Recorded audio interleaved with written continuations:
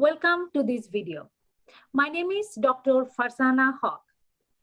In this video, we have a wonderful guest. He's a physician, Dr. Thomas Pohlmann.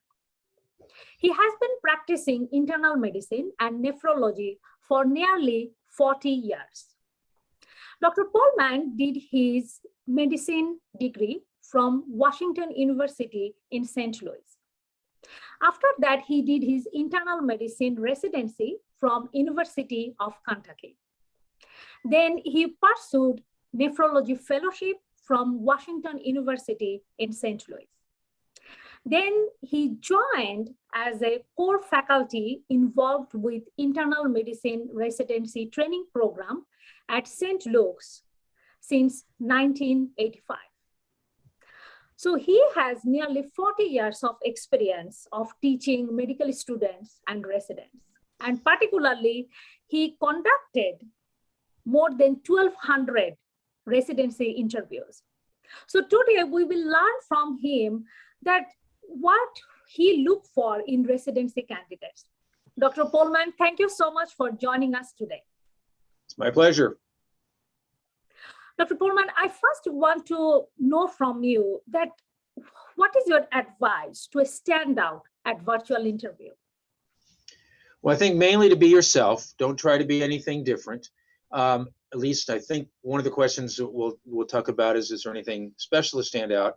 On our form, we have something called the sparkle factor, and that is just how you come across in your interview. It's not that you have to be an extrovert, but we want somebody that will communicate well, that can express their thoughts and what their goals are, because those are some of the questions we ask. Those are the main things, that just be yourself, show your strengths, because in fact, one of the questions that I think a lot of people ask is I ask all of the applicants, what is their greatest strength and what is their greatest weakness? And I do that for two reasons. I want to know what they consider their strength and weakness, but it gives me an idea of how they articulate those feelings. Wonderful. I completely agree with you, Dr. Pohlmann. I think being ourselves is very important, but at the same time, I can tell you from myself, like maybe due to interview stress, it's not always possible. However, I think it's the best advice to be best, like show ourselves and be showing the best version of ourselves. Right. Don't be shy about letting your personality shine through, but you don't have to be overbearing about it either. I completely agree. That's a wonderful point. Dr. Pohlmann, what is your advice for candidates, particularly for the international medical graduates, to avoid during this virtual interview? I don't think you want to overstate your CV. You don't want to come across as bragging. On the other hand, be proud of your accomplishments and be willing to talk about them when asked. And that's one of the things that I want folks to do. I want them to tell me about themselves, but they don't have to embellish it. They don't have to exaggerate. That's a wonderful point. And here I would like to mention one thing, like, for example, Dr. Pohlmann has almost 40 years of doing these interviews. He did 1,200 interviews. So if somebody exaggerates, he has that skill, experience, expertise to catch it easily. Hopefully, yeah, but usually we can. That's true. So what do you consider, particularly when you are ranking the candidates? I believe this is a very commonly asked question for all the candidates. Right. So I give them a little bit of our background, and most of what I'm going to say is my opinion, but I'll tell what the program, where there's a difference. Most of the time it's the same, since I've been doing this a long time. So in the last few years, since we've gone to virtual, and even before that, when it went to computerized applications, this year we're over 4,000 applicants for about 14 to 16 new positions. So we interview about 150 people. So going from 4,000 to 150, we have to do some screening. And part of that is grades. We're not entirely satisfied with grades, but there's now a fair amount of statistics out there that your grades on previous exams predict your grades on your final exams or your certification exams. And it's important for in both directions. It's important that we select residents for their sake that are able to pass the exams, because if you spend 3 years doing a residency and then you can't pass your exam, you haven't accomplished what we would like you to accomplish. True. Number two, the programs have a minimum of pass rate. We have to have, and I think it's 88% of our residents have to pass. So if we select a program of our size, if we select 3 or 4 people that have a poor chance of passing, we could be in jeopardy.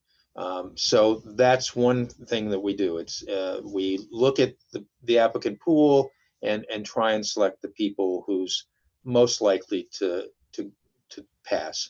Now, even with that, we have many more applicants than the 150 spots that we can fill. So that's one.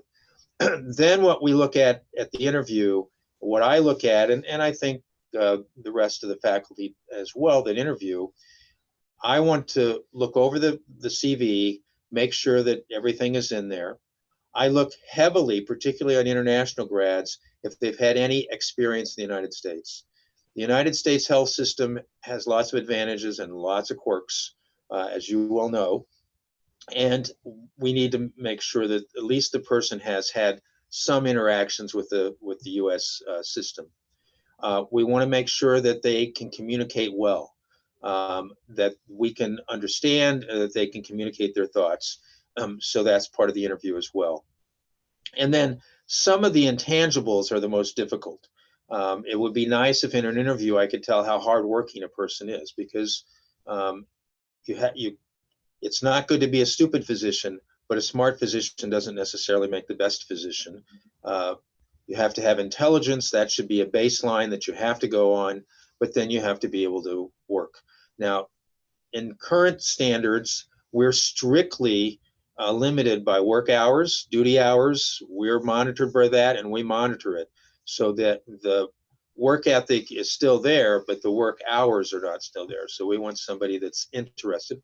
And I look to see what interest the applicant has. I want to make sure that they're interested in internal medicine and perhaps some subspecialty in internal medicine. Subspecialty has no impact on the selecting the applicant. It's really that they're interested in internal medicine. What they would like to do is really the applicant's choice. We put no pressure on people to go into primary care, hospitalist, or subspecialty medicine. That's the applicant. We want to provide them the opportunity to have those opportunities. So again, adequate grades, completed CV, experience in the United States, preferably, and that's important. We want it to be from legitimate letters of recommendation. Family members and friends don't carry the same weight as a medical center that has a reputation for giving us good information. Okay. Thank you so much, Dr. Pullman. You brought a lot of important points here, particularly the US clinical experience letter of recommendations.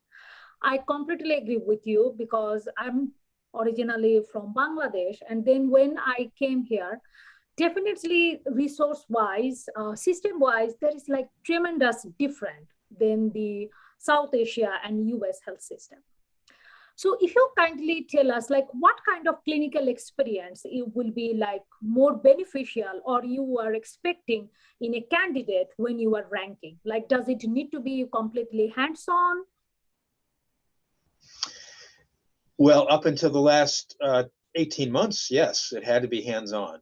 Now, unfortunately, a lot of places that were doing observerships, externships, were not doing them in person from pretty much March until just recently. And in fact, one of the major medical centers in St. Louis, Washington U, as recently as 6 weeks ago, I don't know if they've changed since then, we're not taking any outside applicants. Even our residents couldn't go down there to do rotations because of the COVID pandemic. So that is severely limited. That's hurt, and we would like to have hands-on experience. We would like to have hands-on experience, preferably in internal medicine subspecialties. But if somebody's really excelled in other subspecialties as part of their rotations, that counts. But we would like to have some internal medicine or general medicine experience. Wonderful.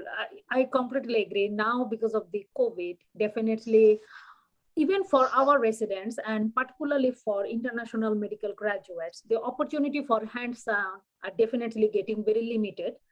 However, I think, in that situation, what it can be done, like if they have any opportunity to do any research or like publishing any paper or do any posters, clinical cases, I think that definitely add up. What is your recommendation about that? Right. So I think those are additional real benefits, and we do look at that. I mean, if somebody, because again, if out of 4,000 applicants, we could fill with any category you can imagine, we could fill our program with. So if people have shown an interest in research and they don't have to have published in Science or the Clinical Journal of Clinical Investigation, but that they've published, that they've done research and have a letter from a faculty member that they worked with. In fact, that's important. But that kind of interest shows intellectual curiosity, it shows perseverance, and it shows initiative. All of things are those intangibles that we would like to be able to get out in an interview, but we can look at the CV and obtain. Wonderful. So far we have learned from you that scores are definitely important because of the program have that criteria for passing the board exam. So scores are definitely very, very important. Then secondly, having clinical experience, having involvement in different scholarly activities like posters, presentations, preferably publications are critically important. So one question I get to ask from many candidates, many viewers of this channel, that what is the importance of personality when they are doing interview or when you are ranking those candidates? Again, I would really point to sincerity and to consistency. So there are people who have a very extroverted personality. To me, that's neither a positive or a negative, as long as they've used that personality to express who they are. And similarly, there are people who are very quiet but articulate, and it's important to be able to express your thoughts, answer the questions. They don't have to be in long soliloquies, but they should be able to express it. And again, we want to have somebody that has some capability of expressing themselves to those questions on the spot, because unfortunately you don't get to schedule necessarily when you present for a patient. Patient comes in the middle of the night, you need to discuss it with another colleague. You have to be able to do that on your feet. Wonderful. So do you have any advice for the applicants or candidates of the matching that how they should communicate with the program after the interview, or do they really need to communicate with the programs after they are done with the interviews? I find that it's very nice for if the applicant is truly interested in the program to send a little note to that effect.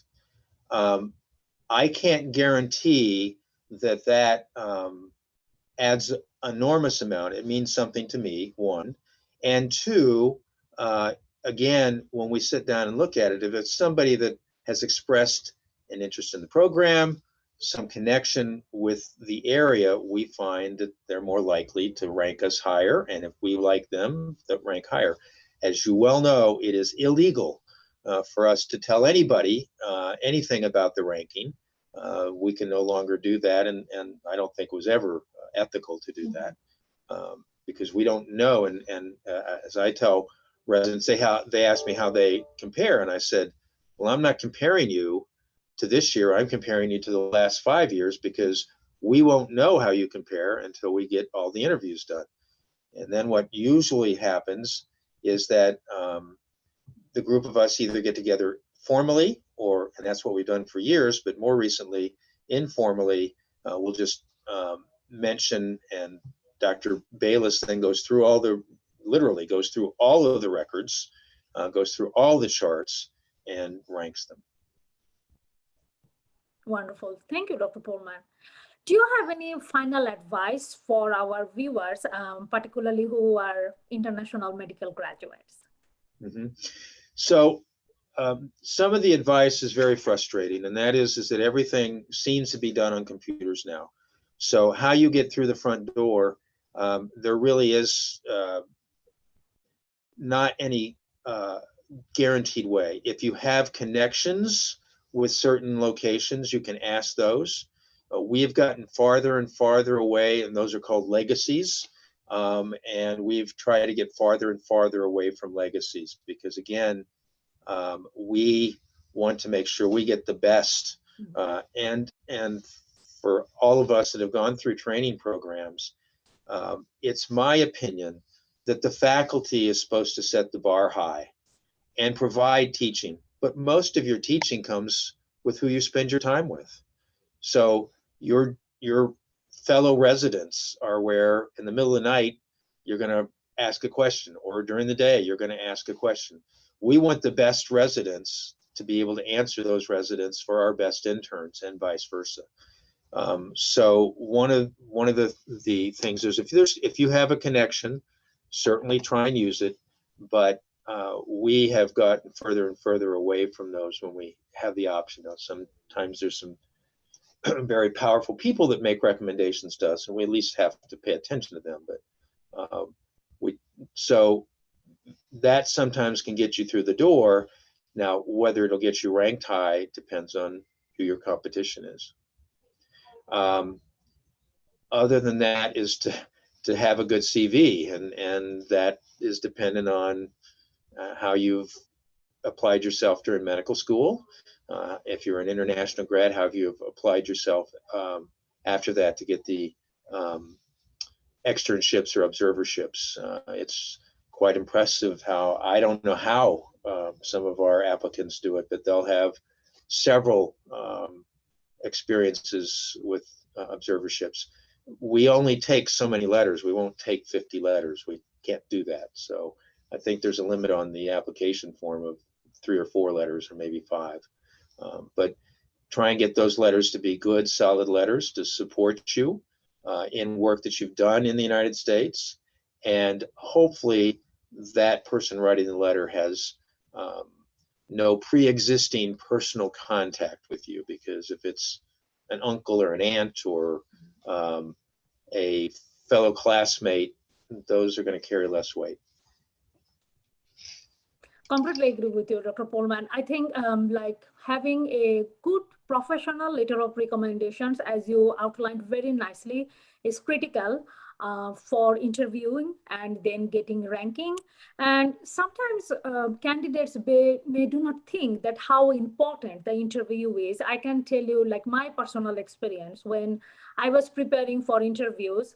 I used to practice interview with some of my like colleagues, some of the other candidates, and sometimes I will like hear from people that, okay, no, interviews are not important. But I can tell you from my personal experience, like, interviews are critically important, particularly when you are in, then really ranking depends on a large portion truly depends on the performance of interviews. So I want our viewers to pay close attention and to prepare well during the interview so that you can show the best version of yourself, as well as Dr. Pullman outlined, having good scores, hands-on clinical experience, other scholarly activities, and professional letter of recommendations truly goes far. Thank you so much, Dr. Pullman. It was Let me make a couple comments because let me make a couple comments and reply to you. One is the letters of interview should be strong. 2, it's important to do a little bit of research about where you're interviewing. Perfectly fine to ask questions that you think you know the answers to, because again, it's worth getting the personal connection because it's the interview should go both ways. So I may be interviewing the applicant, but hopefully the applicant is interviewing us.